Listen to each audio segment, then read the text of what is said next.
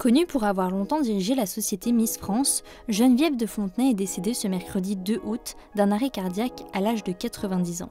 Toujours vêtue en noir et blanc, elle s'illustrait ces 10 dernières années à travers ses critiques de l'évolution du concours depuis sa reprise en main par Sylvie Tellier. Mais derrière son franc-parler, qui était vraiment la dame au chapeau? Geneviève Mühlmann, de son vrai nom, est née le 30 août 1932 en Meurthe-et-Moselle.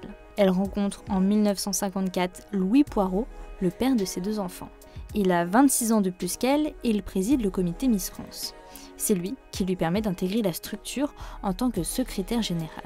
En 1957, elle est élue Miss Élégance et va être un temps mannequin pour Balenciaga.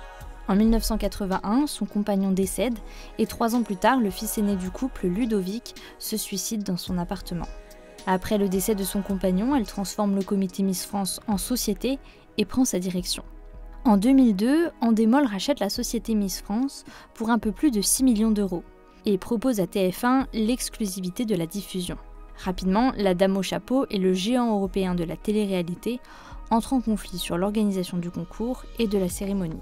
En 2010, elle quitte Miss France pour divergence de point de vue. Dissidente, elle crée un concours parallèle, Miss Nationale, qui deviendra ensuite Miss Prestige. En 2015, elle annonce tourner la page des Miss, expliquant ne plus se sentir en accord avec ce qui semble marcher aujourd'hui.